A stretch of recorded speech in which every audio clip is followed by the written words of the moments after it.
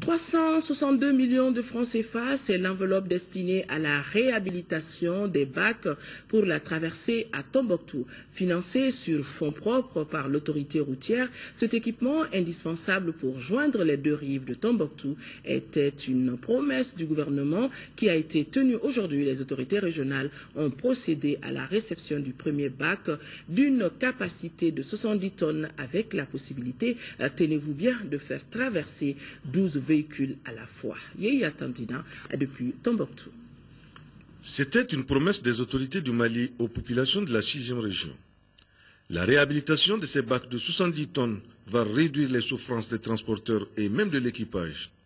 Aujourd'hui, la promesse est tenue avec 3 moteurs flambant neufs de 127 chevaux chacun, des gilets de sauvetage et autres équipements adéquats. Désormais, la traversée à Tombouctou n'est plus qu'une question de minutes.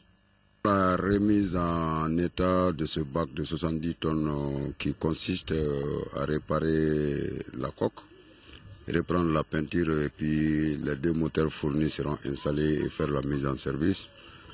C'est dû à l'effort de tout le monde depuis le cabinet du ministre, la Géroute, la DNR et jusqu'à l'autorité routière qui est bailleur de fonds, qui a financé l'achat de ces moteurs à hauteur de 362 millions.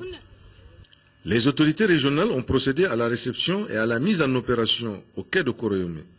Aux usagers d'abord d'être vraiment disciplinés, de s'acquitter de la redevance de traversée, parce qu'un tel équipement ne peut pas rester en bon état si les finances ne suivent pas. À l'équipe d'assurer l'entretien régulier de cet équipement, parce que nous avons déjà connu la souffrance. Et aujourd'hui qu'on est dans cette situation, il nous appartient, nous, de faire en sorte que cet équipement-là puisse durer.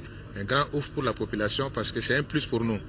Et ça nous permet vraiment de dormir tranquillement et de faire en sorte que la circulation est fluide. Les transporteurs, d'accord, ils tirent profit, mais la population tire beaucoup plus profit. Alors là, le bac, en attendant que les autres routes soient au point, j'assure que vraiment c'était du beau travail. Ça nous donne beaucoup d'espoir. L'acquisition de ces bacs va faciliter la traversée à 6 gros porteurs ou 12 petits véhicules à la fois.